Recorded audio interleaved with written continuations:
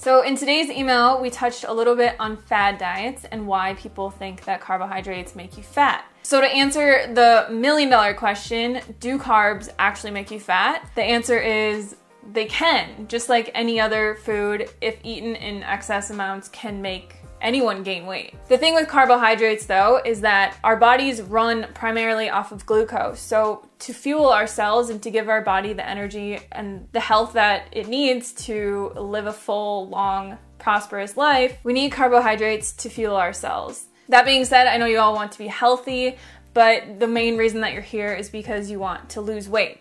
So a whole foods plant-based diet is going to be so much easier to lose weight on because of the composition of whole plant foods versus animal products. So if we look at all the foods that people typically eat on a caloric density scale, what we find is that the foods that we promote eating in abundance, whole plant foods, they're on the lower end of the scale. So you're gonna find vegetables are about 100 calories per pound.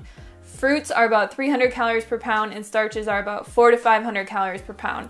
When you go to the other end of the caloric density scale, you're going to find the foods that actually are going to make you fat. And the reason for that is because they're low in fiber, low in water content, low in vitamins and minerals and things that your body needs, but they also have a lot of calories per pound. So at the very other end of the caloric density scale, you're going to find oils, which are about 4,000 calories per pound.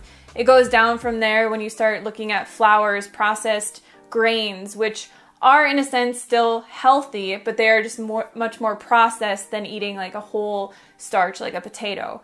You're gonna find bread, cereals, nuts, seeds, cheese, and other very dense foods. The thing that helped me the most lose weight was actually realizing that I could eat in abundance on a whole foods plant-based diet, but I needed to have a variety of different foods. If I was just eating avocados all day, even though they're a whole food, they have a lot of calories per pound, and they're not gonna actually give my body the glucose and the carbohydrates that it really needs to function properly and for me to feel my best. So for the first part of my meal, I would have a big bowl of steamed vegetables or a big salad with lots of fresh greens and other things that I enjoy personally. For the second part of my meal, I would have my rice, my potatoes, my curries, my other low-fat whole foods dishes that I enjoy. But the beauty of eating this way is that we can fill up on lots of whole fresh vegetables and fruits and then feel a lot more satisfied at the second part of our meal when we're eating our potatoes and eating our rice and the things that really give us that satiation. So to understand weight loss on a whole foods plant-based diet, it's not